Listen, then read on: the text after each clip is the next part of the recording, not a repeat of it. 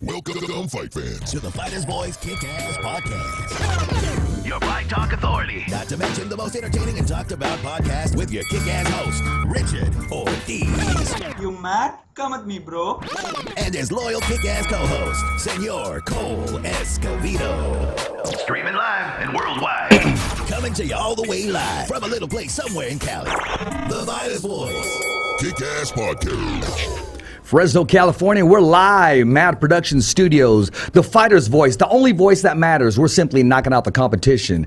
This is the fighter's voice Kick-Ass Podcast. If you're not around, you probably got your ass kicked. Like I said, we're knocking out the competition. A little late today. Traffic is bad in Fresno. The weather over 100 degrees, but you know what? We still here in the mix, making it happen. We have a great show for you today. We're going to do some recap on UFC, on the MMA world, and talk to you about some future upcoming MMA events, both in the amateur and the professionals. Also recap in the boxing world and let you know exactly what's taking place this Sunday with Mikey Garcia and the whole Garcia Promotions.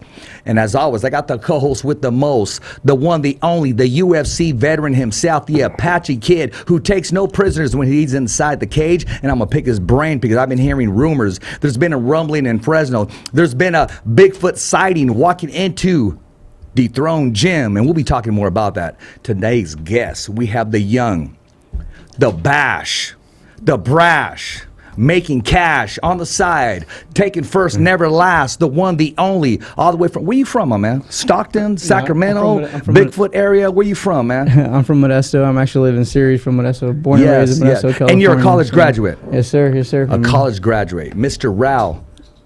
Say your last name, man. Raul Godinez. Godinez, but what's the middle name? Bobby, right? Bobby, yes, sir. Bobby. Raul Bobby Bobby, Godinez. you don't like the Brady Bunch, Bobby?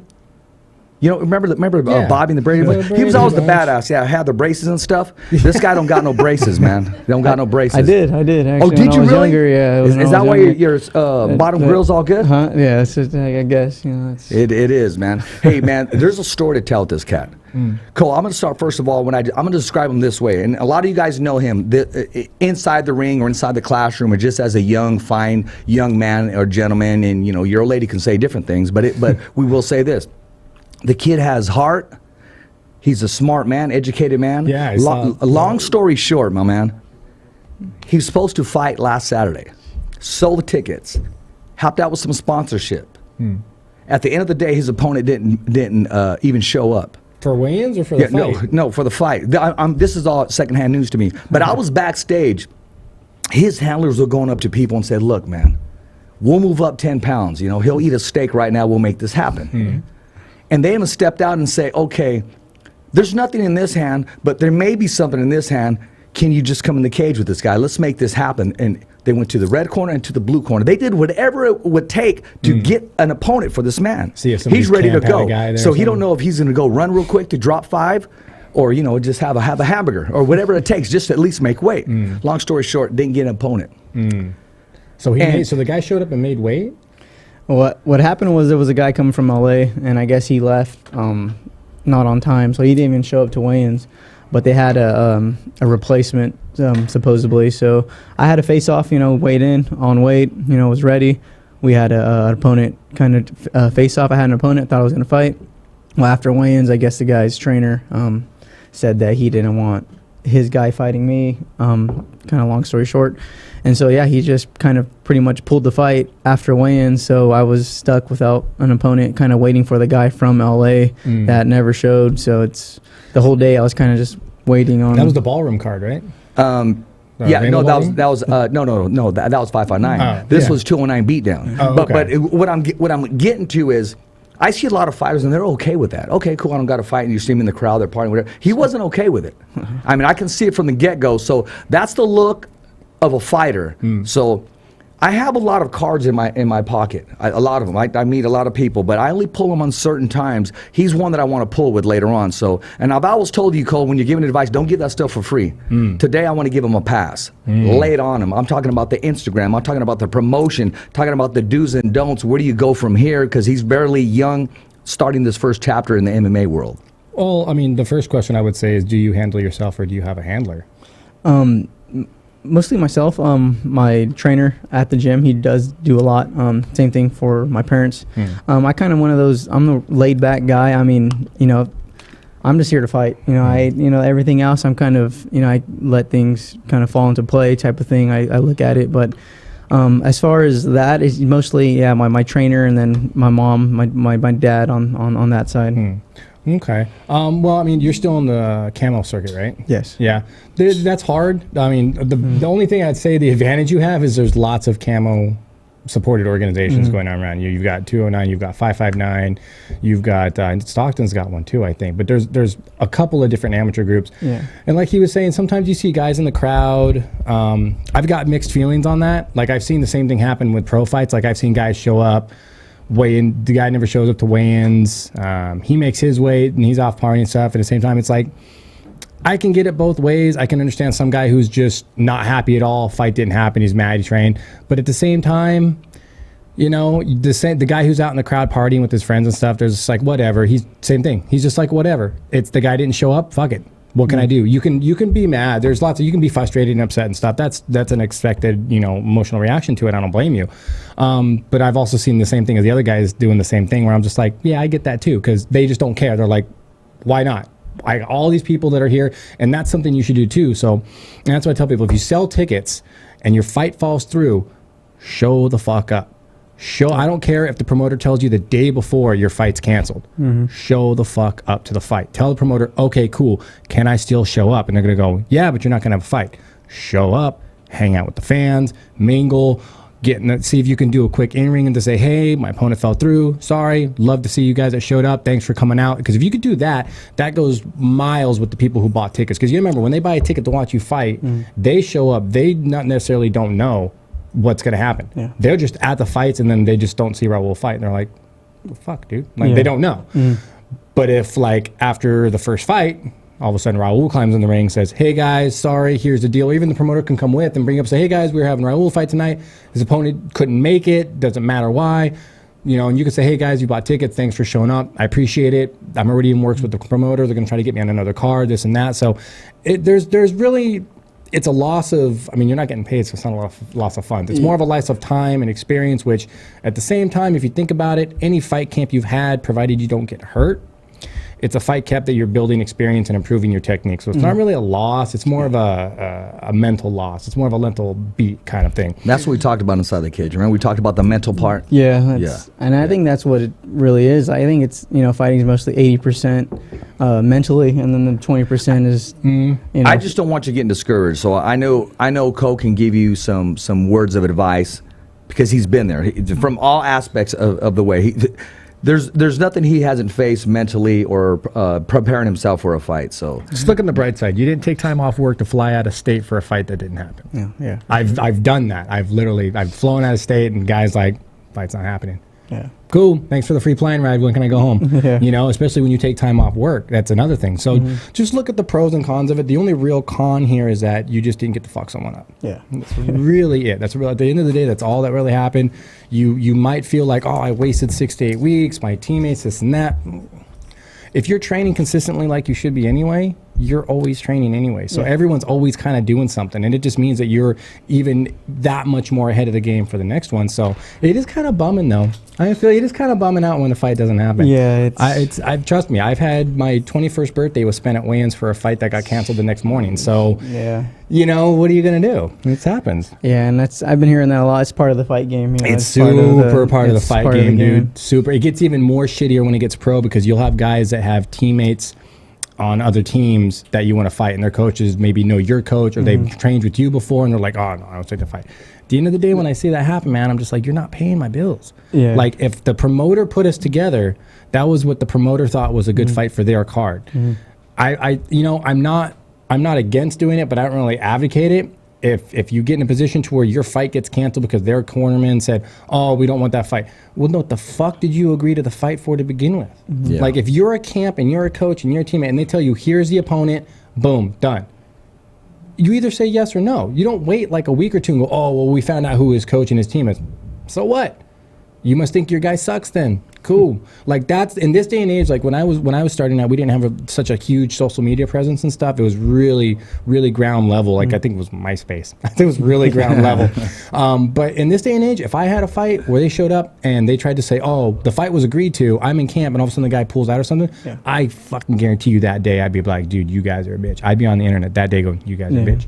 You guys are scared. You don't accept fights and then find out what camp they're with and they go, oh, never mind. Just find out beforehand, and you're going to get lied to. Promoters lie. It just happens. A promoter's job is to build a card, get you to sign on the dotted line, and get you to climb in the cage. You don't give a fuck what your personal differences are about fighting each other. So he just doesn't care. So at the end of the day, you know, if you take a fight and your coach says, oh, no, I didn't want you to take that fight. Fucking take the fight anyway, dude. Like, unless your coach goes, you're going to lose, that's a bad fight. Okay, cool.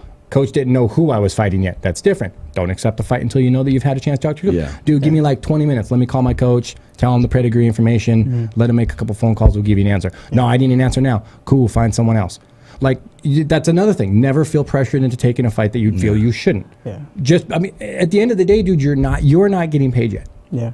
Just this is all, camo fights are just built for building experience. It's really all it is. You're building experience so that you can prove to the state that you won't get your brains beaten, I guess. It's way different. Back in the day, it was just, here's your license, go. You paid, you got medical. So just, it is deterring. Just don't let it deter. You know, you seem like you got your head on your shoulders and you're really focused. It doesn't really seem to bother you, but just remember that it happens, and it's just whatever. It's just, it could be way worse. Could be way worse. I hope you feel a little bit better now. Now knowing that, because I know that night I can see it. I felt it. You, and also going back and forth. He went from the blue corner, asking everybody in the blue corner, who wants to fight, to the red corner. Okay, does anybody want to fight? So when I left, I left that alone because I had his name down. I wasn't sure if it was going to be scratched out or not. But I noticed it was getting pretty close to his name, and then I heard. I still wasn't, you know. You never know. 100%. Yeah, they could tell you no, and then 5 minutes later, but here's my thing. Without shooting myself on the foot. No, fuck it. Here it is. Listen, when you got a man based around here, that's a ticket seller. When you got a man and it's his hometown, you make sure he fights. If you got to take off your freaking your suit and put on some different calzones and jump in the cage yourself, that man has to compete. I don't care if it's an exhibition. You know what? We couldn't get him on the card, but you know he's going to go. Exhibition in here, okay? He's gonna go do a jits, anything. You have to put him inside the cage one way or another. We did the next best thing because it's a classy organization. Our hands were tied. There was nobody around that wanted to get in there, but we gotta improve it somehow, some way. I know things happen. It's hard. When I say injury, I call it an injury because he was mentally jacked up in the head and didn't want to show up for the fight. Yeah, it could be lots of things. Promoters, I could probably say that some promoters would be like, yeah, we do that. I know the promotion team. I did hear them and I did see them make phone calls. They were doing what all they can do. They just they can't convince a person to get in there that didn't want to get in there. Or were they being proactive? That's what you see a lot. You see a lot of promoters, especially, and this is no knock against any of them. We obviously have friends that are promoters in the amateur market, but. At the end of the day, you really, and a couple of them probably do. We could probably name one of them that probably has that list of guys. So promoters just kind of take, you should, and if you don't do it, you should always have a list of like 1 to 2 guys in each of the weight classes that you're putting on for your card that are within like a 3-hour radius. Like you should fill your card and then say, hey, so I got a couple 145ers, we're like, well, I just need Raul. Well, I got Mikey too. Okay, well, give me Mikey's information. Here's what I'm going to do. I need Raul. We're going to put Mikey on the list of standbys. Just here's the deal. Tell him to just be ready that day in case we have to make a phone call. Like just a list of a couple guys in each weight class that you can call and say, hey, you're down for a last minute fight. Like if I had to call you last minute, would you be down to fight? Yeah, I'm always training. That's another goal. Always be fucking training. So if you're always training, you can always tell a promoter, dude, just put me on a short list. If you explain the scenario, go, there's always a time where some dude's not going to show up or somebody doesn't make weight or something. Call me. You know what I mean? So there's always they were backstage and they were trying to make things happen. They were on the phone. They were making things happen. But that's a reactive action. They're trying to make things happen and also hold up a show. I mean that's a hard thing. Have a show that's continuing to go. So I was told stand by on this one. We're trying to get somebody as we speak, and I see them. I noticed them. They moved. They left their position to go try to accommodate this young man. Yeah, no, and like I said, I'm sure they were making phone calls, but walking back, it's really hard. Walking around backstage. Hell, I was disappointed too because when I seen him backstage, I said, "Yeah, I called your last fight. I can't wait to call you again." Well, and I knew what was coming. And besides, the after party was at his mom's management place facility. Yeah. Well, let's give a plug to that, man. Yeah, Where's that place? Rancho Fresco in Modesto downtown. It's a really good. So what do you train in Modesto anyway? Dynamic MMA. Oh, okay, I know a gym out there, Modesto Power. But I heard Modesto, and I wasn't sure if that was going to be it or not. Yeah, it's a dynamic with Paul Mendoza out there, and really good coach, really good gym. Big shout out to them. They, we got to get him to roll some monsters, man. Yeah. Yeah, me and Joe Soto, we're trying to get him down to Porterville. So we're playing. We're trying to work out a good schedule right now when we can get him down there. There's Porterville. There's Mike Martinez's elite gym. If you're looking for jiu-jitsu, you got Doug's over in Visalia. You got that elite team. You got Cody Gibson. I don't know if Cody's still training or not, though. I think he got a job as a teacher or principal or something like that. Like, no joke. Like, I don't even know if he's active right now. I was in a counselor. I thought he was with Pete Lopes or something. Something like that. He's got a real job. Yeah, okay. He's got a real job. Well, I always tell people that. I talked to Isidro Ochoa, a top-ranked boxer, so if you do want to work on your stand-up, there'll be more than actually, he's open if you want to do it this Thursday or not next Thursday. Oh, nice, yeah. Some Never hurts to stand-up. stay So at active. least it doesn't... Yeah, it doesn't hurt to spar with a professional boxer. Yeah, And he knows, he's a class act. He knows it's sparring. We're not trying to take each other's head off. We're trying to learn. Yeah, so for he's sure. open to that, too. So you let me know, too. No, for sure. That sounds 130s, 135s? 135s, yeah. Okay, yeah. What do you walk around at, like 145, 150? About 150, yeah. I'm about 151 right See, now. So you just kind of tell a guy by weight class what they walk around at because that doesn't change. Yeah. Everybody still drops, but that's something they're trying to change. Like you've got 125, 135, 145, and 55. That's 4 within a 10, 10, 10 bracket. Well, they want to start cutting those down and putting them in between, putting some in between like a 150, a 140, or like a 138 or something, like a 140.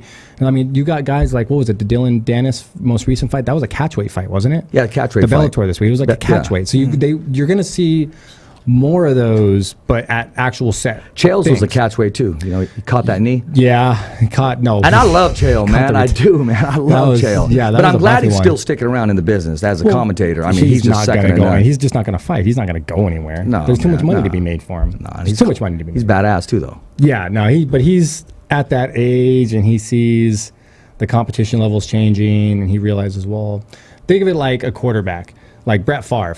Hey, Brett Favre, you make X amount of millions of dollars, but you're going to retire. He's like, no, I'm not going to retire yet. Well, you can make X amount of millions of dollars as a backup. Yeah, I'll do that for a while first. Then it was this. Then it was this. Like, dude, they're never going to retire. They're always going to do something. Well, you got to. I mean, talking about coming out of retirement, so to speak. Talking about I'm not ready to hang it up, so to speak. Talking about, I'm not ready just to say, okay, I'm done. I've been hearing rumors. Okay, this is a UFC veteran, Escovedo, has been in the big show. Been in UFC. Your last fight or last televised fight was on the undercard of Junior Jones. Yeah, and, it was the first. It was the first Fox fight. The first card they did on Fox. That's how I just aged myself. But yeah, it sounds. Yeah, I did the math the other day. It was a while ago. But I'm hearing rumor, man, that Escovedo may step inside the cage just one more time. You know who gave me that rumor? We're not sure. We're not the PG. PG&E gave me that rumor. PG&E or the house payment. Both. The mortgage gave you that rumor. The bills are due, kind of shit.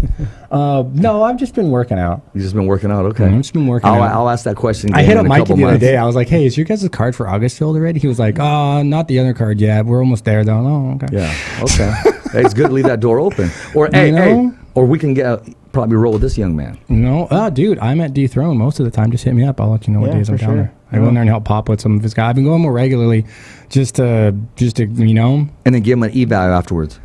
Yeah, just gotta get in shape, man. Okay. See, he's not ready to roll with these youngsters right now, but he'll let you know what time it is, man. No, for sure. No, it'll be fun. Sure. You come in and give you some pointers on lots of different things. There's lots of different things I can give pointers on. It's not just fighting. Everybody comes like, come to my gym. It's just they want to focus on just the brutality sport of it. Like they want to just focus on the fighting part. There's so much that goes into the fight game. The promotion. So you're gonna eat that Snickers? What's up? Okay, I saw you talking about the Snicker on I'm glad yesterday's you show, brought dude. this up. Okay. Ladies I'm and staring gentlemen. at it for the last 5 minutes. Okay, well, listen up here. Ladies and gentlemen, let me tell you this. Snickers right here. The official candy bar of the fighter's voice. Never does It'll this, by make the the way. heavyweight champ. It'll make you into a heavyweight champion of the world. It worked for Andy Reese Jr., okay? And it's going to work for Richard Ortiz in the fighter's voice. And it's also going to work for a catchball, man. I like that, huh? I like Escovedo chocolate, of the Fighter's Voice. I like I chocolate. would offer one to our guest here, but he's in training, as you see. I'm not in training. I will be going into training Monday. Actually, I'm going to drop some news on you. We're going to have a friendly exhibition match to raise some money. That's a boxing match. Who are you boxing? So, Who are you boxing? I'm going to name that on the Fighter's Voice later on. It's not White Boy, is it? No, dude. Oh. I'll chop him down like a tree. He knows better than that. Fuck, Nate, did you hear that? Dude, like a tree. Chop him down like a tree and knock that whatever logo's on his hat. We'll throw him away. Uh-oh. Yeah, no, he crossed the line. So I wouldn't get in the ring with him because I'm not going to fight angry. Yeah. Yo, I saw him throwing out a baseball the other day. Oh, no, not that guy. Nate the Great. Although I hear he's mad at me, but I don't know why. I mean, but no, Nate's everywhere. Dude, I saw him throwing a baseball at a No, game. he is. Nate is everywhere. He's like Ali Setback. Ali Setback's everywhere. And that's why I think he's the best in the business. Yeah. So before I got rudely interrupted, Snickers, hashtag, get a hold of the Fighter's Voice, the ultimate choice of candy right here. Remember, every fighter has a voice, and so do you. Actually, I keep these in my pocket. I keep them in my sock. Really? I keep them in my glove compartment now. It's hot I keep out, bro. them with me before I even sip on a Corona. You know, I just keep them with me, man. Touch it, man. It'll make you stronger. Wow, that's... Make sure you get that on camera. Thank right God there. we have that on film, because out of context, that sounds really bad. Boom, does it? Well, this is why it's on the Fighter's Voice Kick-Ass Podcast. You know why it's called the Kick-Ass Podcast? Because we're kicking everybody in the ass. Plain and simple, period, man. You know, I don't have a candy for this young man, but what I do have for him, right here, the Fighter's Voice. The Fighter's Voice, the ultimate choice right here. The Fighter's Voice. The only voice that matters. We're simply knocking out the competition. This is for you, my man. Oh, thank you. Yeah, Thank you. yeah. That's nice. Yeah, and I still got you on that steak. Remember? Okay, yeah, that's right. Yeah. Okay, yeah. The steak is his next fight after he makes weight. Boom. Get him a steak. Yeah, absolutely. Anyone he wants. If not, I go get one from the market. Just throw it on the grill, man. Make it happen. That's the best. Nah, Make it happen. dude, I would say after the fight. I'd say if you're going to feed him after weigh-ins, feed him like pasta. That's something heavy. Whatever he Nice. wants, man. Pasta. Oh, is that what you recommend? Actually, that's what Chael eats. That's what I would recommend. Well, it's the old high school football thing. Like, you know, when you got Friday night practice or Thursday night practice, your coach would tell you, all right, guys, when you go home, make sure you eat a big pot of spaghetti or something. You know, lots of pasta. It's just carbs. Yeah. You just want to eat a bunch of carbs the next night because the next day you're supposed to do battle.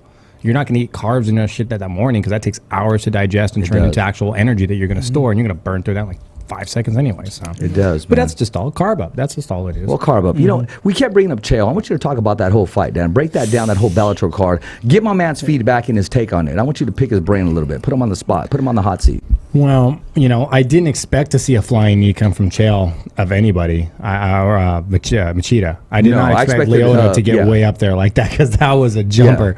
Karate Kid status. The way, though, I watched Chael's, I wasn't really surprised that Machida won either. Like, I think as far as superstardom goes and ability to market and all that stuff and actually make yourself bigger than life, Chael's way up there. Machida's real quiet. He's just real humble, real quiet, you know, thing like that. I think getting choked the fuck out by Jones might have done a little something.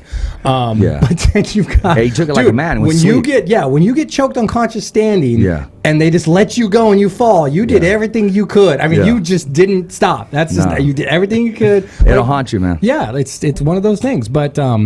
to see Chael retire after that, I don't know. I had mixed thoughts on that. Like, I think the fight could have been a little more exciting. I think Chael, I don't want to say he was intentionally gun shy, but I think he would already knew this is this. I think of course, they all knew this is it. I think the only one who didn't know this was it was probably Machida. Like, because Machida went to fucking throw him in retirement. That was his last fight on the contract, too. Yeah, and that's what I'm saying is I think the promoters knew, I think he knew, I think his camp knew. The only one who didn't know was Machida. Yeah, was Machida didn't get that memo. That knee did not know. So, you know, to go out on a loss like that to a guy like Machida really isn't a bad spot on your record. No. It's really not. Like, if he had lost to some nobody or just some guy coming up to just fucking starch them and was just like, what the fuck was that? He's like, I'm done. To be different. But this was a very pre-planned, I like what he told Big John. Right? He goes, I probably lost that first round. Right, when he was coming in to get interviewed. Yeah, that's it. He knows. Did you see the fight round? Yeah, I seen the little highlights of it. I actually didn't watch it live. I seen highlights. He knows what he's doing. I seen the highlights of it. You know, I noticed your game. You got a tough ground game. How's your stand-up game? And you work a lot with your lower body? Yeah, I do. I actually started off boxing when I was younger, so I felt standing more comfortable. Well, you were saying, was it you? He was talking to her earlier about how you were going to take on boxing first. Yeah, actually, well, yeah, I started off boxing when I was younger. Before I even went to school, kind of my first semester, I was actually wanting to go pro in boxing, and I just stuck with the school thing. Whole schedules were a little You were crazy. stealing questions before you came in. Yeah. Oh yeah. See, I almost said it to you. I was like, dude, stop asking him questions. I was going to do it, You're too. taking all the content, She huh? was. She was asking like 3 or 4 questions. I was like, that's a good question. And that's a good question, too. Dude, stop. Yeah. But yeah, I started off boxing. And what actually got me in MMA, I went to a show actually in the Center Plaza in Modesto. And I watched a show. Buddies of mine were fighting on that card, and then I talked to them after, and they're like, "Yeah, we're over at Dynamic. You should come by, check it out." So you saw your buddies fighting, and you said to yourself, "Oh, I'd kick his ass." Yeah, I was like, So that's basically what that was, right? Yeah, it was. So I could do that. Yeah. Especially those little gloves. I really like those little gloves. You Yeah. feel more. Yeah, I like those gloves, man. Yeah, you do.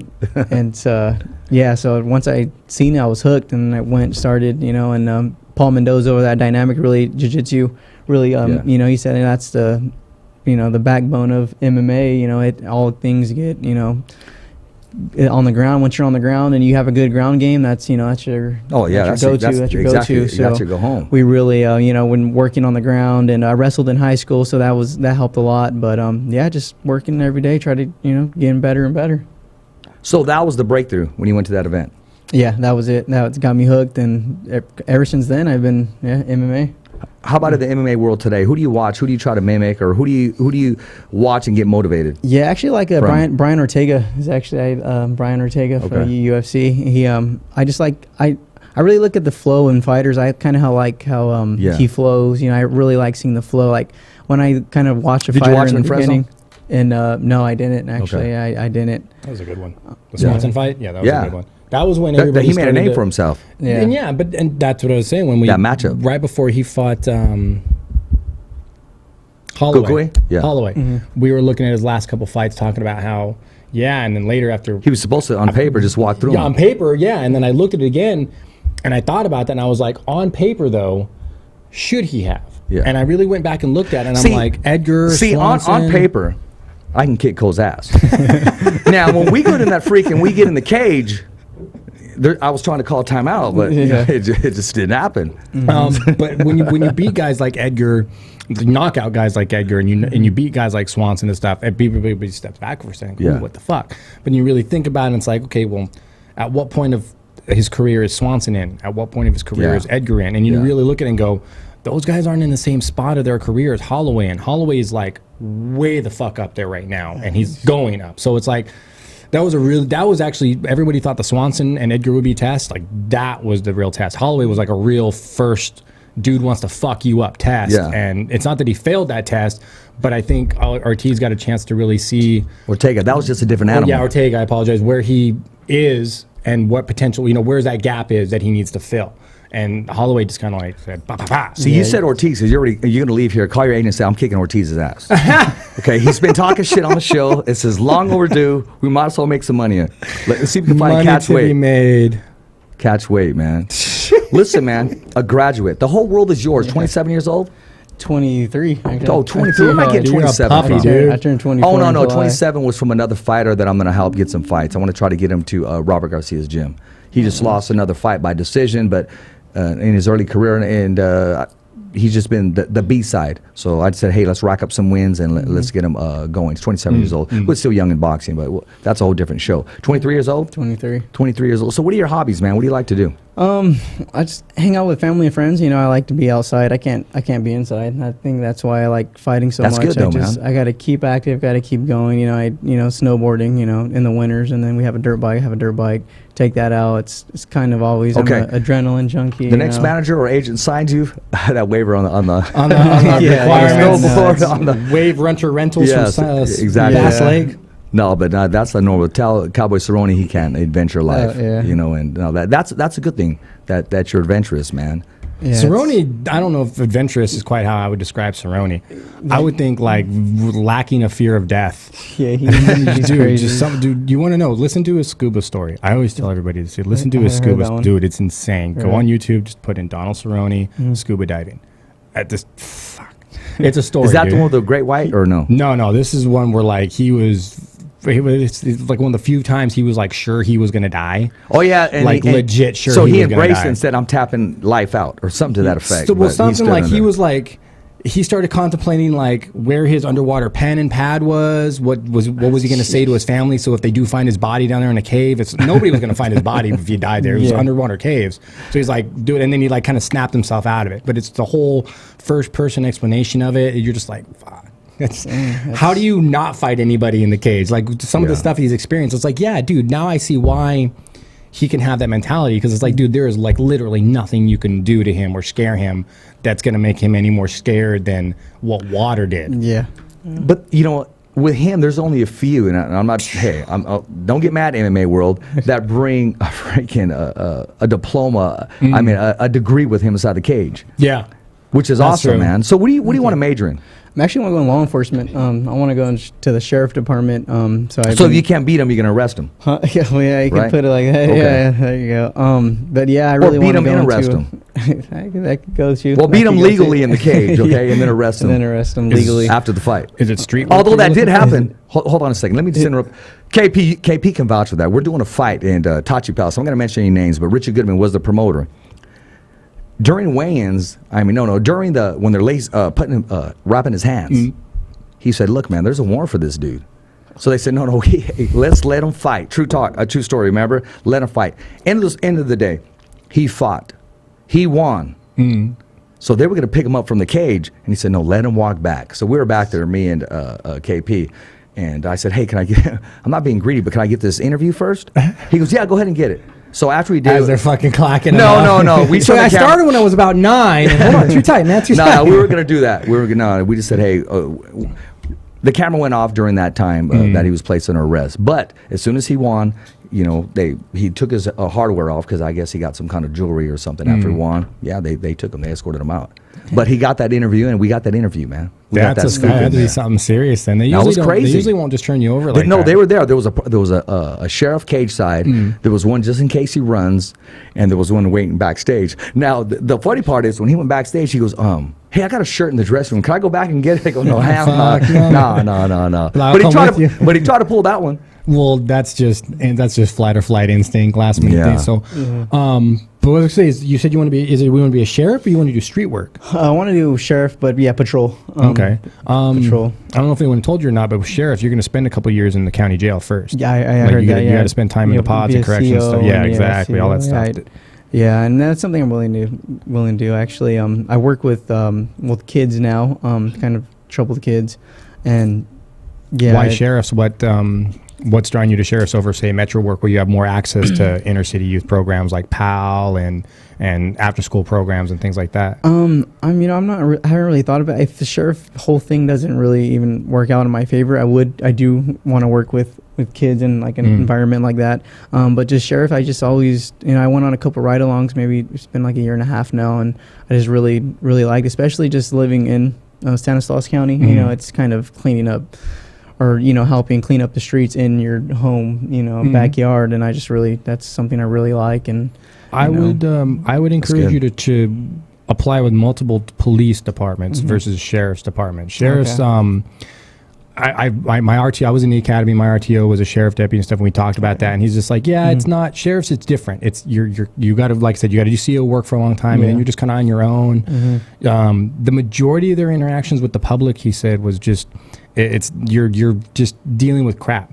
Yeah. It's very limited proactiveness, whereas Metro, you have more opportunity to be like Evan Solario. Pick Evan's brain about that. He's a cop and he's a fighter, and he's really trying to get into those Professional programs, fighter. and he goes to schools, and they're doing really well with what they're doing with He's him. using his platform, who he is, just as a police officer and also as a fighter. And they're taking full advantage of that. Exactly, and that's great. He's talking to elementary schools. He's talking to schools to make a difference, because if you listen to his story, he had an opportunity to go the other way of the law. So he chose to go the right way, the correct way. And also that aggressiveness that he had, he used it in the cage. Yeah, So he's doing really well, man. And That's good. But I would great just say storyline. Police, Metro would probably be your better, because if programs like PAL and actually being able to get in front of those kids, 'cause like sheriffs do, but it's just, let me put it to you this way. When's the last time you actually saw a uniformed sheriff deputy doing something like that wasn't already pre-set up, like a Valley Children's or a blood drive or something pre-set up, versus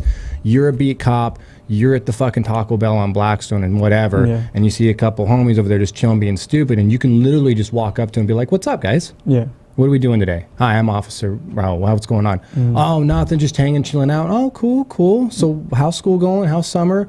You know? Oh, why would we do? Nothing. Just want to talk to you guys. Like, you're afforded those opportunities by working places like Metro. You're afforded more of those interaction opportunities where sheriff, don't get me wrong, nothing wrong with being a sheriff, but your job as a law enforcement officer is more restricted to a lot of driving by yourself, driving out in rural areas, dealing with certain types of problems versus being able to be in those areas where like being hands-on. You're doing something, you can see a bunch of kids sitting there staring and being like, well, before you guys get mad, here's what he did stupid. You know what I mean? Be like, oh, okay. Because all they see, I'd say like 90% of the stuff that kids in the city see is cops, guns drawn, cops yelling, cops chasing someone, and that's not the cop's fault.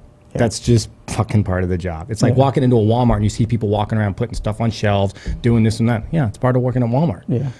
But it also allows you the opportunity to be in those scenarios where you can interact with the viewers, people that are watching what you're doing, and talk to them and be like, okay, guys, I know that whole scenario you just saw right now probably looked real scary. Here's what was going on, guys. And then they start going, well, what's your name, officer? Then you start building rapport with stuff. Trust me, cop work, building rapport comes in massive. I'm just from what I've seen and what I've experienced with cops, guys like Evan and stuff, I think for your actual goals for that whole career entail more than just putting on the badge and the gun. I think you have a bigger picture of what you want to do with that ability. I think street cop versus sheriff deputy would probably give you more options. Don't get me wrong, you could have great options with sheriffs, but I think with a sheriff deputy, you'd have to be more proactive about it. Talking to your CEO, talking to your supervisor, what's going on this weekend? Is there any programs going on? Is there anything? And they'll tell you, but I think you'd have to be more proactive about it versus being a cop. You're kind of there already in that environment, Southeast, South Central, Southwest. You're already in those environments and stuff where you're just on the fucking daily giving those opportunities. I got another cop. She's a FTO, Dozer and stuff. She does that. All she does, that's sometimes I forget she's even a cop. All I see is her running marathons or her meeting with kids for the day. And having interaction. That's good. That's good contact right now. Actually, you know what, Evan? I know you're watching the show, my man. I'm going to reach out to you later on. I want my man to pick your brain. If you can give him some advice as well, and I'll give you his number. You can reach out to him or emails, and if it's okay if I give you your number, I'll arrange it where you guys can sit down, let him pick your brain. This is a youngster. He's hungry. He wants the best of both worlds, which is knocking people out in the cage and dealing with people breaking the law. And he's all about prevention. He wants to work with them before they break the law across the line, so to speak. Enough said, right? Every time someone says break the law, I can you don't want to hear that. Prevention, man. Prevention. Breaking the law. No, when you hear that, Miles Harris goes, damn, my phone's in the ring right now. Dude, yeah, right? I'm Miles sure every Harris. time. Hey, I want to say what's up to Miles Harris. Miles, I'll let you take that away. You got a good promo for him. Miles Harris, the man with a plan, and he didn't even know you needed one. That's the man what you with need. a plan. I'm telling you, if you are a dummy and you break the law, or you just find yourself in a really bad spot. You don't got to be a dummy to break the law. Yeah, exactly. Maybe you didn't do anything wrong. Throw water on somebody or something. Wrong time, wrong place, guilt by association, anything. Or you do have a serious problem. Maybe you did do something stupid. Maybe you did something you think you shouldn't have, and you're really thinking, that was a dumb move. I shouldn't have done that. Exactly. How do I fix this? Miles, your answer. Hit up Miles Harris. He's got an office down on, I think we're going to say Fresno Street in downtown. I don't want to give you all the details. Hit up his website. Take some quarters with you so you can put it in the machine when you park. Yeah, or, Miles will validate your parking. I don't know. Yeah, I mean, then you may need them for extra because you'd pay for that little ticket. Dude, I know, but he's right. Miles Harris, though, will.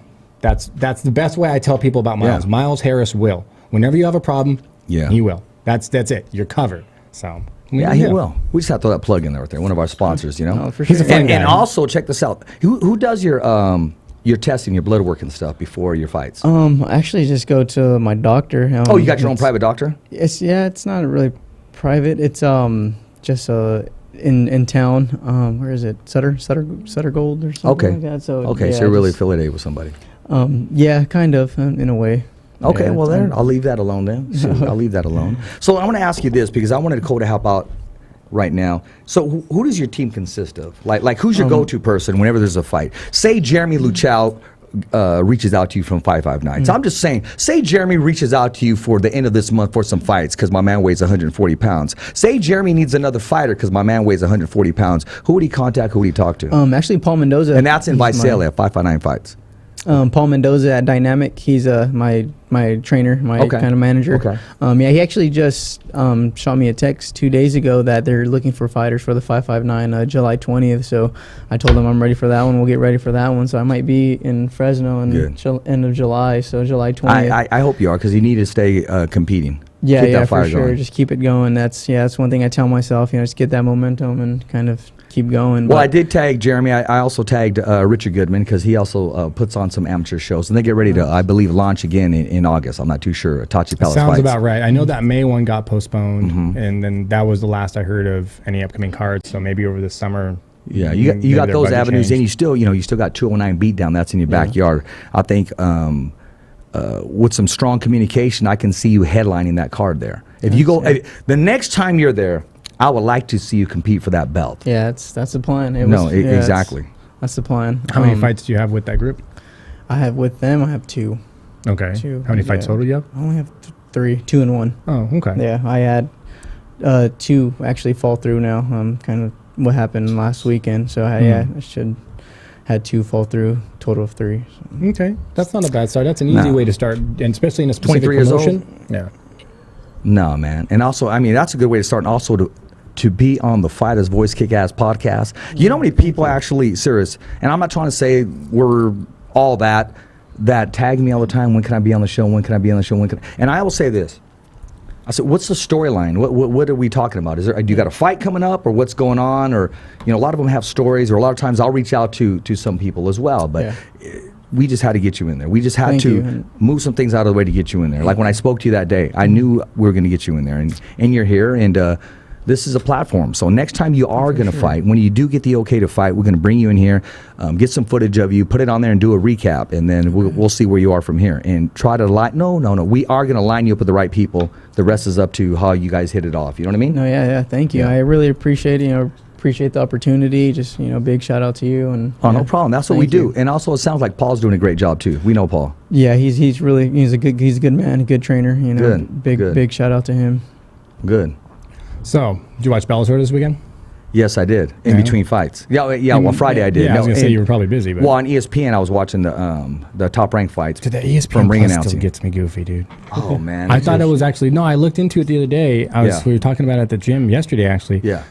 Because somebody was asking about pay-per-views, and if you buy ESPN Plus, my impression was that you just pay a monthly fee and you get everything. No, you got to buy the pay-per-view still. And Well, it's yeah, like the at a big, discounted price for $10. Yeah, the big pay-per-view ones. Yeah, absolutely. Well, everything else is a fight night. They're not pay-per-views Exactly. at all. Exactly. So it's there's just another there's dilution. that. Now you're starting to really open your mind to it. It's like, okay, is it really or is it not? We're basically paying for free TV. Yeah, I mean, you're paying. Basically, my understanding, I'm sure I'll get blasted and be like, "Oh, you're wrong." It's my understanding. It's just you get all the ESPN Plus content that basically the UFC has access to, or that they own the libraries to and stuff. You get that content. You get fight nights and this and that. Well, you can get that anyways. Call it YouTube. Well, we used to get it. Yeah, exactly. Well, someone's going to stream it anyway, and you're paying $10 a month for that. Yeah. So you're paying about $100 a year. I guess in theory, I mean, you're saving $10 a year. So basically, the $10 a year that you're saving off the pay-per-views that you're still fucking buying, I guess it's kind of paid for itself. Yeah, you are. But the most breaking news is there's only one Tyson Fury. Yeah, And we're I saw talking that, about dude. the Gypsy King. Not even the 2 Gypsy rounds. King. You know what's not even right? 2 rounds. I don't like doing this. Like when Triple G hit the States, everybody's buying Triple G shirts. Mm. The Gypsy King. If I was the one right now, they're gonna go, oh, okay, you freaking poser. Train 2 years ladder? ago, I wanted that shirt, man, only because of the nickname, the Gypsy King. That's a cool nickname. Yeah, that's kind of cool. And he's kind of I could have been rocking it ahead of time, dude. but nah. But it's okay. No, he's the real deal. He put on a show. Coming in the ring, he put on a show. Broke his nose in the first round or something? I'm not sure if he did. Because he just looked like he quit. The other cat. Yeah. No, I mean, well, It looks like the bell rang, and Tyson just came out and said, "Well, this fight shouldn't have been over in the first round." Yeah. I mean, he's just touching him, man. And you know what? He's good for boxing. And a lot of people, I put him on. Someone's calling, whatever. And I put him on our page. So give me your thoughts. Oh, somebody said. The Great White Hope since Jerry Cooney. Dude, are you a freaking uneducated? And I never respond negative on there. I let them go back and forth. But why would you say that, man? Well, that tells me where your IQ is with boxing. Well, let's play armchair quarterback for a sec. Sure. I'm watching this was a DAZN fight, right? Yeah. Okay. Why? Yeah. Same thing as that rank, fucking Canelo shit. When they started to zone with the Canelo fights, Yeah. he went from fighting Triple G to what was looked at as like they're a nobody. No, they're talking about Tyson Fury That's not being the real deal as a heavyweight. Well, who did he just fight? What was that guy's record? Oh, well, exactly. Well, he was undefeated, but who did he fight exactly? Exactly. So when you're fighting a guy that on paper is just looks good, but when you really do your research on who they fought, you're like, well, fuck, he doesn't fight anybody. Well, check this out. Your first fight in the States, your first fight for Top Rank Boxing, I think it's a great job by the matchmaking because now you're showing the whole world who he is. So his next fight on paper is lined up to be a rematch. A title fight? Yeah, exactly. Okay, so where does another champion? Let's introduce him to the market. And then we'll give him a money fight kind of thing. Like okay, his pro debut, are we going to stick him in with an animal? No, we're going to market him as such. So that's what Top Rank is doing. But he's not dodging anybody. I mean, he wants strictly the best. And hats off to him, man. I think it's the real deal. Did he just whip that guy's ass the first round? Yeah. Because he looked like he was. Because the second round came out, Tyson just came running across the ring. He knew he had to make an impact. He knew that the camera's on him, and he signed a $100 million deal. Oh, so the same thing with like Canelo, big number money deal, X amount of fights kind of thing. But he came in wearing the red, white, and blue. You know, and he said, "God bless America." He knew how to market himself. Well, yeah, he came out in that Apollo Creed he is outfit, the Conor McGregor of boxing. It was Apollo Creed outfit, wasn't it? Yes, he is the Conor McGregor of boxing. Knows how to market himself. See, that's the problem I have right there with that statement. He's the so-and-so of this. But if you have hands as well, so but the thing is, though, is he the? And now here's the problem. Okay. If I were Tyson Fury, and people looked at me and said, "Oh, you're the Conor McGregor of this, or you're the Conor McGregor of that, or you're the Tiger Woods of this," I'd look at him and go, "No, motherfuckers, I'm the Tyson Fury." Like, it irks me when I see people compare people who do something to somebody else, something else did. You're taking away from their individual branding, what they're trying to do. You know what I mean? Not saying you are, but it kind of gives that vibe. But to the ignorant, to the ones that don't know, that's the only way they're going to get it. Because if you can say Tyson Fury, I mean, he is just marketing boxing. He is the Canelo of the heavyweights, as you can say. And again, you would probably say, okay, you're comparing them. But people get it that way. Because if you say in black and white, he's one in the top four. And I say top four because you got Andy Reese Jr., now you got Tyson Fury, and you got Anthony Joshua, and you got Deontay Wilder. Can you imagine that tournament right there? Any one of those four right there, and I'm going to throw up a gang sign, any one of those three or two or one or whatever, they can... You want to be number one in the world, and that's the whole thing. You want to be like the Diaz brothers, compare, be number one. But what I'm saying is, any one of those four combatants can just clean house. Deontay Wilder, big feet, kind of no balance, but he has that right hand that'll just put you to sleep. I think Anthony Joshua has a lot to prove, but I did get some inside information on that. Before I give that out, I want to make sure my facts are straight because this is some deep information, and I will recap on that. Andy Reese Jr., how do you take the confidence out of a person that truly believes? So that alone, that alone would be a good matchup. And then you got Tyson Fury, man, to come back from 400 pounds. Yeah, nobody talks about ago? that. Stress, substance abuse, getting ready to take his life to now give life. When I say give life, because his last purse, he donated millions to the homeless. Yeah, it was, and he didn't want anybody making a big deal about it. 9 million or something of his purse was just he just donated a million to housing. So how do you not like that guy because he has an accent? You know, people are always going to just not like the new guy until they start to really see some of the stuff. It's just, unfortunately, it's just everybody comes around eventually. Yeah. It's just going to take a little bit longer for everybody to come around sometimes. Yeah, I believe it. But, you know, you just have to... He just needs a platform where he can have those kind of things known, like giving away his purses, things like that. They're just focusing on things that, like I pointed out, like, dude, who's he fucking fighting that he beat in the second round? Which is true. Yeah. Which is it's double edged. Yeah. You're risking hurting his image by saying, well, you're bringing him in and he's fighting fucking nobodies, but you have to bring him in and have him kind of fight a nobody so you can expose him to the masses. Yeah. Because otherwise, it was, when do you get to see Tyson Fury? Pay-per-view on HBO or Ring or whatever. It was pay-per-view. You didn't get exposed to him regularly. So this is their chance to go, let's just give him a win. Which I think I really wish they would have picked somebody that would have given him more than 2 rounds. Given me like 5. I mean, the man was undefeated. I mean, his record was as such as like a maybe 24-0, 17 knockouts. He was undefeated. So he had a puncher's chances. Just Tyson Fury just broke his spirit at the weigh-in. He just got in his head. He got in his head even before. Yeah, no, there was so much hype around Tyson on that one that even Tyson was just like, I'm gonna fucking crush you. Exactly. When you're not watching MMA or you're not competing in MMA, do you watch boxing at all? Yeah. I love watching boxing. Actually, who do you like to watch? Who do you follow? I like Lomachenko. Actually, Vasily Lomachenko. yeah, his angles. I really, man, incredible. Yeah, that's what I really, just movement. I really like boxing because the movement, it's real technical. It's real. MMA is more, it's, one punch, it's it. Boxing is you got to break the guy down. You got to work him. You got to get after it. And that's really one thing I really like about boxing. I think that's what I like about MMA too. It's kind of pro and con is, boxing, I really like the technical, break them down. But then MMA, I like where, one punch and it's, that could be the fight. So it's different to see it. Like in MMA, you expect it more. Like you expect the guy to just walk out and just bink, done, or jump knee or kick or something. You're like, yeah, that's about right. Yeah. But boxing, if you went out and the dude just dropped, you'd be like, what the fuck? What? You'd be so mad. Where in MMA, you're like, oh my God, that was insane. Boxing would be more boring because you have, again, the science of it. You see boxing, this is one of the problems that people are not going to have.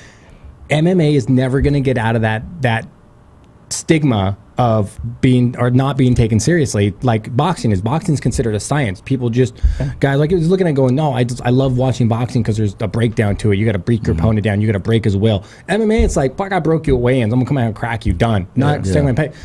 It's they're gonna take it in a direction where it's just so entertainment based that you're going to forget that there's supposed to be skilled combats in their fighting, and there's just not at some point anymore.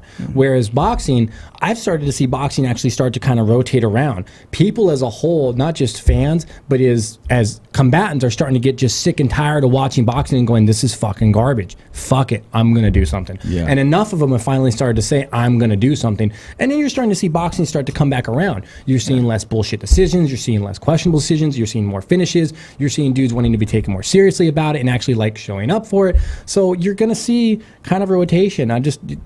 When you see Dana White get involved in boxing, though, it's going to get weird. It's going to get weird. He is involved. It just hasn't been announced yet, or what capacity. But he, I will say he did. The last time that he made contact that I'm aware of is he made contact with Robert Garcia at Robert Garcia's Boxing Academy, and that's in Riverside. He's probably trying to get all his eggs in a row. I think he wants to launch, and maybe they're not saying that. I'm just getting kind of a hunch where how he has a series of the MMA series, yes, and why not do the boxing series? These young guys, and in the winners, he don't just. Give them a platform. No, he signs them. Yeah. Why go looking for the fighters? Let the fighters come looking for you. Exactly. That's strategic and that's smart. And also, I want to say Andy Benson's Al Thibodeau from San Jose, California, came up short, lost his America's Continental champion to Mr. Bell. Controversial, so to speak, on a lot of people from Andy's camp. I watched the fight, and I watched it twice, and myself and a lot of people, they're probably going to disagree with me. I had it even. And that's just me. I had it even. I thought Andy had a late start on being aggressive. I'm not in the ring. I'm not going to say would have, should have, and could have, but I know what Andy brings to the boxing ring and to the boxing community, and I know he will be back. And a lot of people say, keep your head up, you'll be back. But honestly, this fight, this loss, this lesson is going to make Andy stronger.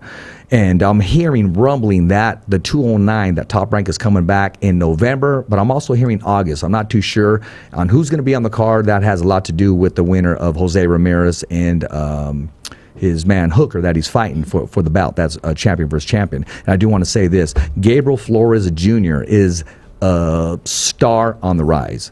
I mean, every fight that he takes right now is going to be under the microscope because everybody's watching to see him exactly, to see how much he's excelling. To put him in there with a monster right now would not be smart, but he is definitely ready for that next level.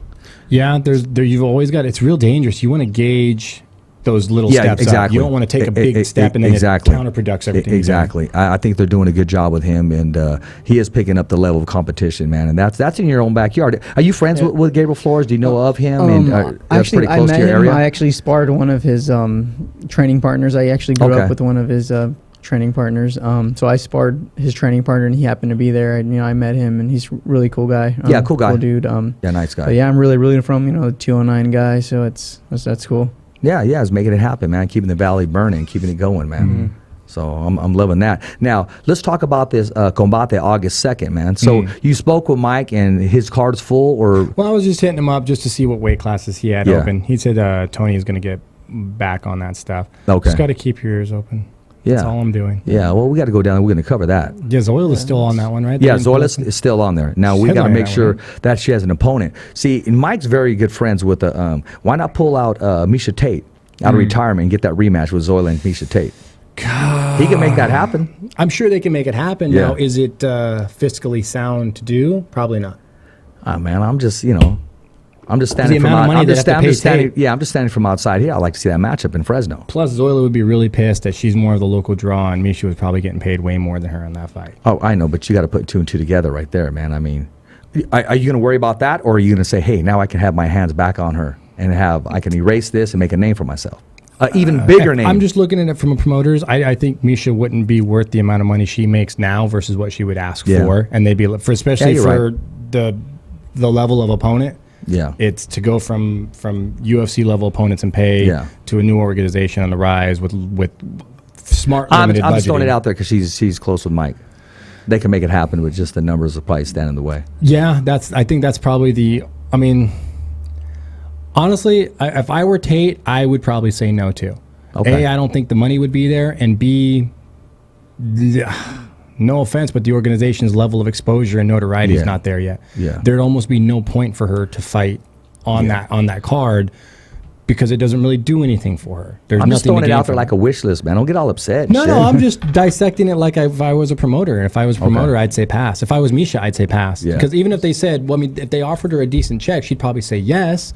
But at the same time, if the money wasn't right, the first thing her manager would say is, what's the point of being on your card? Like, you're the one that's going to make a bunch of money off of ticket sales by having her on it. That's right. What does she gain besides a pay? She can get a paycheck from anyone. Yeah.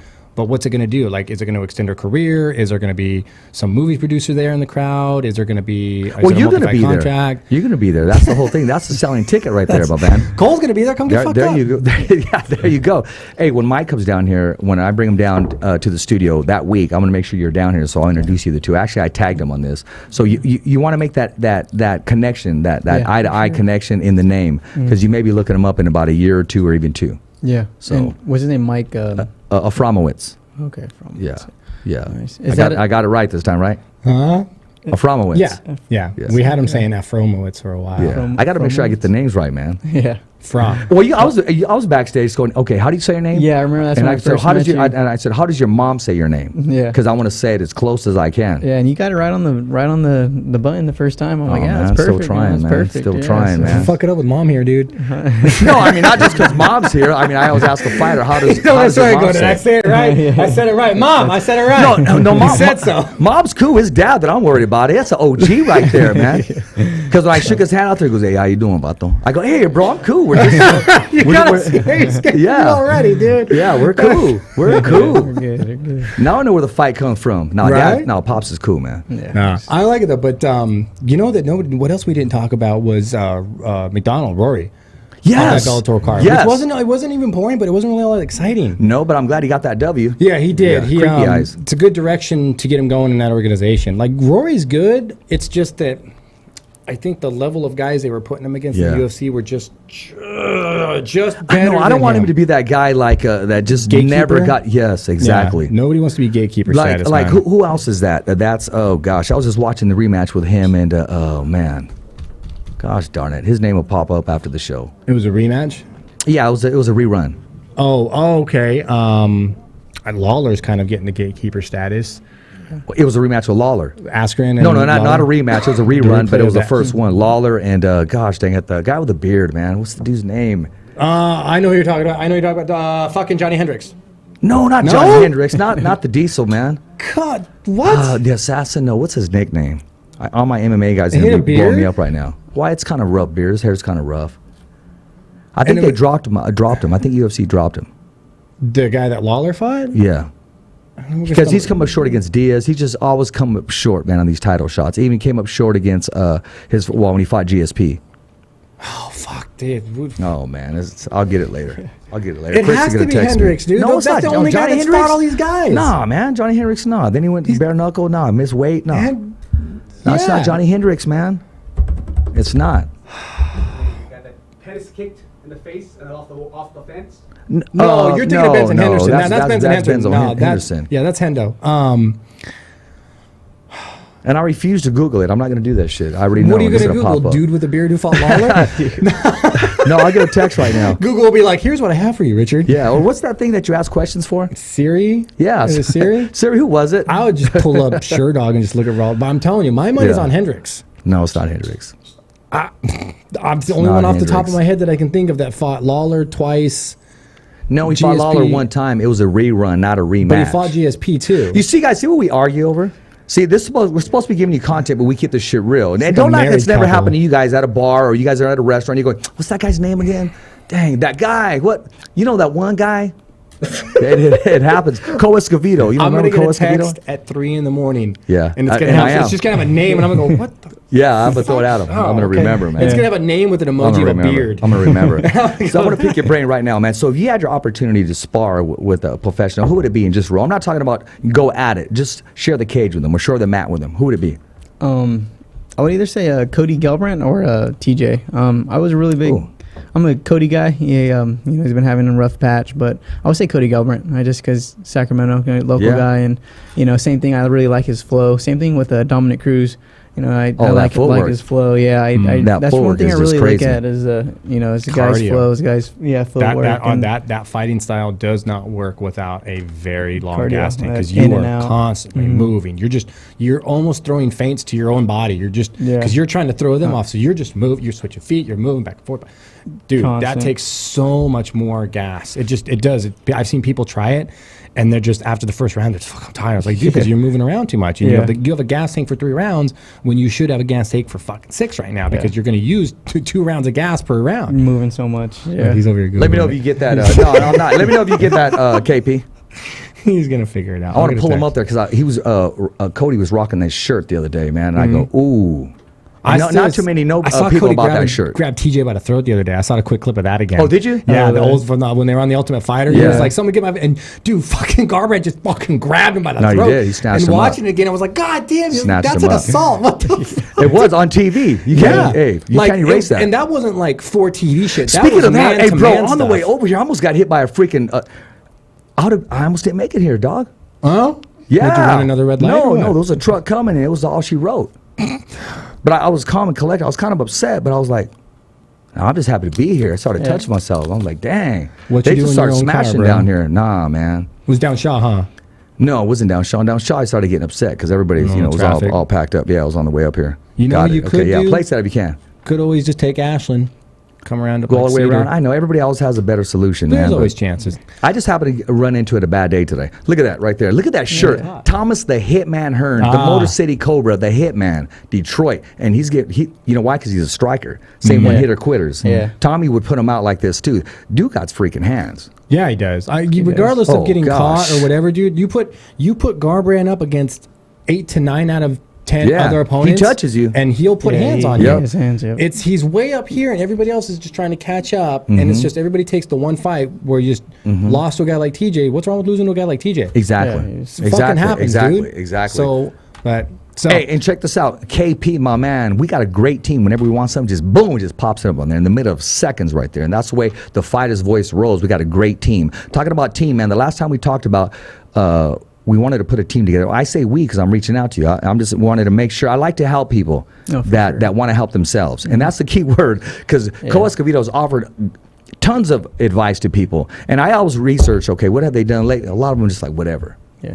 So I started telling them, don't do that for free anymore. Yeah, no, for sure. But no, I like helping people that love helping themselves because you can lead them the right way and a lot of them go, yeah, whatever, I want to do it their own way. Yeah. So I see hunger in you, man, and I see a long, strong relationship as far as watching your career progress. So I just wanted to say that, man.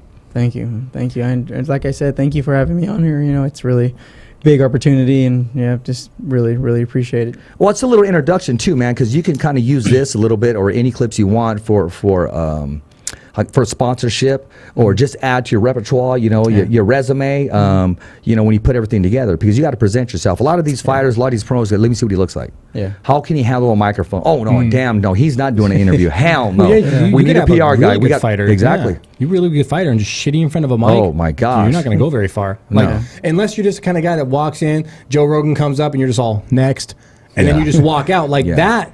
That will sell itself, but you better have that persona. Yeah, but other than that, dude, play the part. Being a good fighter is just not enough anymore. No. You have to be a good gotta be fighter, total package. and you don't even have to be a winner all the time. No, you just have to be consistently Marketable. a winner and marketable. Yep, that's the key word. Boom. That's literally the formula. And I want this guy on my card. Okay, but no, he lost. I don't care. I want this guy on the card. Yeah, Look at the way he exactly. handles himself. He's a people person. He can handle the stick, and you know what? He can handle himself in the cage. Clay Guida.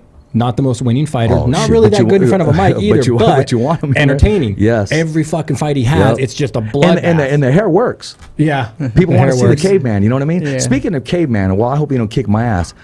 The New York Badass was there. Oh, Phil Baroni? Yeah, he was there. Bro, I thought it was Ken Damn. Shamrock at first. If anyone was going to go to bare knuckle boxing, I figured Baroni would have been all up in there. Yeah, no, he was there, man. I mean, he was making it happen. He was signing autographs. He was meeting people. A lot of people didn't recognize him or know who he was, and It's I'm been glad. a minute. I mean, and no offense to him, but at some point, if you're not active like that, you do fall into that just average-looking guy kind of mode. Like you can find 10 dudes in New York that look just like Phil Baroni. Yeah. They aren't Phil Baroni. No. But the thing is, though, if you don't see Phil Baroni that often, you forget it's Phil Baroni. He's got that persona, but he's not as active. He's not out there anymore. He can get away with wearing jeans and sunglasses inside when it's dark. Mm-hmm. He can get away with that. I mean, you're not going to go tell him, hey, do you take your glasses off? Fuck no, I ain't trying You're to get not. bitch slapped by Phil No, Baroni. I'll have a no, coma. No. But- and a lot of people didn't know who he was until he was introduced. Oh, of course not. Yeah. New York Badass. Nobody. Like I said, you could find 10 guys look just like Yeah. him, just like Yeah. Vin Diesel's. Find a guy Yeah. bouncing in any bar. But as far as branding go, before we let you go, though, where can they find you? Where can they stay up to date on this July card that might be getting you on? Yeah, Things like well, that. I have a Instagram. I'm really kind of Instagram, Facebook. I'm here and there, but Instagram is Godinez_5. So just shoot me a follow back. That's pretty. I try to stay updated on most So part. just Instagrams where they find you, Instagram, Facebook, Twitter, YouTube, anything like that. Yeah, mostly just Instagram. I'm really just heavy on Instagram. I have a Facebook, but You like I don't take said, lots of photos of off your and food, on. do you? No, You're not one of those I'm guys, not are you? Guys. No, Oh, okay, no. cool. I just see people doing that. I just want to put my Boom, hand there in he my is right food. there. Yeah, no. The Badass is on the right. Oh, well, dude, yeah, okay, I can see why. Yeah, he's got a big-ass beard on. His hair's long. Yeah. I can see why nobody recognizes him. I fucking barely recognize him. He looks like Yeah. he's trying out for Logan. I barely recognize him. He is. Dude, was he, He is. did he feel big? Oh, did he dude, feel he's small? still, no, he's rugged. He's still Yeah? ready to kick some ass. Ah, He shook his hands dude, like felt Bare like a knuckle brick. boxing Yeah. is where I thought I'd see him next. Like, Yeah. seriously, I'm surprised I haven't. Like, Yeah. it seemed right up a guy like Baroni's alley. You want to bang? Here. Yeah, let's do this. No takedowns, bro. Yeah, like, exactly. there you go, Yeah, bro. Exactly. Just No bang. takedown. Let's do this. Let's do this. Lieben's man. on another one of those. Well, actually, there's one happening this Saturday. That's what I think the one that Yeah. Lieben's on. I think Chris Lieben is on that, and then We got a somebody was saying professional something. boxer. He's walking in there. Is he fighting that's Paulie. Lobo or something like that? I'm not too sure. There was somebody who was talking about somebody coming in and how they were ruining MMA by having bare knuckle boxing or something. It was a weird article I read. Bare knuckle boxing is starting to gain traction, but in a weird market. It is that little dark market, that little like, Yeah, hell, it's- I'll go to do it where you don't even need a CAT scan or anything, just sign right here. Kind of, yeah, but it's Yeah, not, we got an on-site doctor that just stamps, yeah, right? just You know what I go mean? ahead, get in the ring. Yeah. Where are you parked? Yeah. Like what? Yeah, get on the scale. How much did you weigh? Yeah, okay, I'll Yeah. write it down. Like you're good with that weight, right? Yeah, dude, totally. Let's go. It's building traction, but it's a weird niche market. I Yeah. don't think you're going to see that stuff in the States anytime soon. And it's always in what, Mexico, You need, Baja. you need to get a sanctioning body for that, and you got to start all over. You got to recommend it, and they're going to shoot it down. They're going to say how many injuries. They're going to go back and forth. They're and, trying to say it's safer than boxing and MMA, and I'm like, you're out of well, your I mean, fucking because mind, dude. you get knocked out quicker, and there's no. No, but the fact No, is, I don't really see that. I I don't see that, but I'm not going to judge it until I go see an event myself. Dude, I've seen a couple rounds on a couple different fights on that, and I've seen the aftermath on it, and I've seen the aftermath after MMA fights. But when you watch it, turn the volume down because you can hear skulls get cracked. that's what I'm saying. Man, it's a different feeling, man. I I mean, don't- sound too. God, I can only imagine. I imagine the broken hand. Unless you got the numbers. wraps that Stitch has. You know what I mean? A little Now plug that's for the thing Stitch. too. Is Yeah, if, there if you go. you don't, you got to have a really good guy Yeah, that you does do. wraps because Exactly. you're not grappling or anything. I'm gonna hit you as hard as I can with this rock right here. So pad that motherfucker up. Like dude, you know how many people who if they punch and crazy, you get all these This hands. rock. Yeah, Yeah. because that's all it is at that point. Now Yeah. I'm just throwing a rock at you. Yeah. There's no technique involved in that. Well, I mean, yeah, there's technique, but it's still just boxing. It's Yeah. just boxing. There's no kicking. There's no takedown. There's no. No. I think there's boxing clinch, but how you No. can say that's safer, I don't know. I don't know how they can say that's safer. I don't know. Man, I want to talk about the after party, that restaurant again. Let's plug that again. Yeah, it's Rancho Fresco in Modesto, California. Bro, they have the best handmade tortillas, bro. They got a long line. They got the coldest drinks there. They got some good music there, except for that DJ, man. For some reason, he can't find the after party, Coffee Brown, and he can't find Albie Shore. So he needs those songs in there. He does, man. And every time he asks me, he goes, oh, I don't have it. But he plays it in his car. Really? Come on, dog. Well, go get your CD. Yeah, exactly. your iPod. Go get your cassette and put it in there, man. Cassette. No, but they got some good food, and their manager takes care of business, and they got this waitress / bartender / manager, which is your sister. Yes, my bro. sister. She's a badass, bro. She is a badass. She doesn't know. She don't care who. She'll tell her mom and dad, okay, can I see your card? It didn't go through. Do you have another card? I mean, bro, she's business. She's one of those where you put her behind the counter, it's a wrap. Okay, I'm gonna go take what I got to take care of because hey, we were short 2 cents. Nobody leave. And she'll make sure that the till is completely, you know what I mean, even. Yeah, she's one of those. You can recognize that right off the gate. Well, plus it's the family business, man. Yeah, making it happen, fuck bro. Up the family business, no, man. no, and it's booming too. Yeah, it's a nice atmosphere, bro. There are no knuckleheads or nothing. Nice, good. It's all good. Kind of man. place you take your kids after work and stuff. Well, whenever you have homemade tortillas, there's peace there, man. You know what I mean? Yeah, because you have to have patience to make homemade food, man. You don't fuck with the chefs back there, dude. You do. It's good stuff, man. Good stuff, man. So, Cole, what's happening this month? What's happening, this week in MMA? Anything? And then we'll shut it down, I've been looking at some of the websites and following them. Not really much. The only thing that's really been going on is your best fight is coming up. The one you've been waiting for. The one the world has been waiting for. The rematch is going to be heard around the world with DC back in there making it happen. Oh, fuck that fight, oh dude. my gosh. Cole can't wait for that fight. The only reason, let me put it to you this way. The only reason I'll watch that fight is so that I can support my buddy Rudy, who's part of the training team for DAC, part of the striking team. That's it. Other than that fight can kiss my fucking ass. Not because I don't want to see DC get paid or his team or the other guy's team or Micah. Not that I don't want to see them get paid. Not that I don't want to. But at the same time, you could have made a better fucking fight. This fight will never make. I will never understand. You lost. You didn't lose. You got your fucking ass kicked. Yep. You haven't fought since. Yep. We're gonna go ahead and give you another title shot because we can't find anyone else. Yeah. The fact that they're having this fight, the UFC needs to really be concerned about that weight class division. Really concerned because this is the matchup that they're coming up with. This is the best that they can put out and go, this is a good match. Fuck no if it's not. I don't even know if DC's motivated for this. The worst thing that can happen is lose this fight and then what, we see a third fight? No, DC loses that fight, we probably don't see DC again. DC probably goes, I'm good, I'm bro. done. I'm good. But it's just, he's fuck yeah if he's motivated because A, he wants to get paid. B, he wants to go out on a high note. And C, nobody wants to lose to a guy you just fucking starched. Well, that's true too. So, but you know the business part about it. Business, that matchup has, Sean, Joe, I love you guys, but that matchup has dumb written all over it. Help me understand this fight, please. Someone help me That's understand this fight. That's Escovedo's fight of the week. He wants to be there. He wants to do color commentary on all this stuff, and he wants to make it happen. Man. I just want to understand things. I need somebody to help my ignorance understand how that fight makes sense. It doesn't. Who all agreed this is a I don't good know. fight? I mean, I don't even know. The fans don't want it. The only one that wants it is... Nobody. Nobody was asking for it. Nobody was saying, it. hey, this is a good fight. Or, dude, Stipe just starched his next opponent. He fucked him up. Dude, put him whack with DC. Give him... Cool. I can get behind that. That's cool. But, dude, no. They really need to evaluate that weight class. I'm hearing you. And just really look and go, what are we doing with this weight class? I'm hearing you. I think they want DC out kind of to just make room. Like, we need to make room. The storyline, the story arc exists. Make room for who's going to move up. Someone's going to go up. Jones. But DC's kind of dictating that story arc for that weight class. So I think at the back of the doors, they're kind of going, once DC's retired, that changes our story arc. We can do more with it. Maybe Jones wants to have 2 belts, one in each weight class. Maybe wants to. Maybe there's where we're at. I'd be for that. He's worth it. He's totally the man can fight. Yeah, I mean, he's definitely pound for pound the best. And that's all there is to it. Rather at this point, inside the cage. Now outside the cage, that's different. Yeah, we'll leave that alone. I'm over faulting the guy for his out of cage mistakes. We'll leave that alone. Yeah. This Sunday, and gosh, where is it at? Gosh, dang it! Oh man, I'm really dropping it today, man. This Sunday, Riverside, California. We got pound for pound Mikey Garcia in an exhibition taking on the one, the only Eric Morales. Eric Morales. Why do I know that? Making that happen, man. Making that happen. Nice. Oh, the 2 Hall of Famers, man. Yeah, I was going to say, I recognize that name as far as the boxing goes. Yeah. I've heard you say it before. 2 Hall of Famers. It's an exhibition. It's raising money for a good foundation. One of the fighters got hurt, and all the money's going, all the proceeds are going out there. Nice. And, class act. And on a Sunday, that's when all the Mexicanos come out. They do. Because after they leave church, they go to Walmart or the Ramate, they're going to the boxing event. They are. I mean, they are. I mean, let's keep it real, man.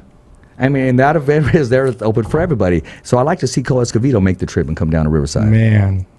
That's a possibility, right? Everybody wants it's a possibility, right? I want to throw this out there. Hey, lately I've been showing clips on my Instagram at The Fighter's Voice on a documentary we did with Jose Ramirez. Now, Jose, I'm going to reach out to you, and we're ready to do it again. Let's do it again, because that was called Road to the Title. I thought it got overlooked. I thought it could have been used in some of the promotions, but, for whatever reason, it wasn't. But we've been getting a lot of good feedback on the documentary, and that's something you cannot erase. It's there. It's footage of your young career and where you are now, and we're getting ready to take over Robert Garcia's Boxing Academy gym. We'll go in there, do the documentary, make it happen, do the voiceovers, and watch you become a 2-belt holder on Showdown, and get ready for the showdown for Rigaroo. Now, I hope Rigaroo wins the fight, 1, so he can fight you, and 2, my man, his next footage, last time he was chasing alligators, crocodiles, and there's footage of him, dude, he's jumping off a cliff, man, into the water. Adrenaline junkie. He's a fight. What? Adrenaline junkie. Yeah, he is, man. He said, I live life to the fullest. I wake up every day and I'm happy and fulfilled, and my fulfillment comes from just daring myself. Mm-hmm.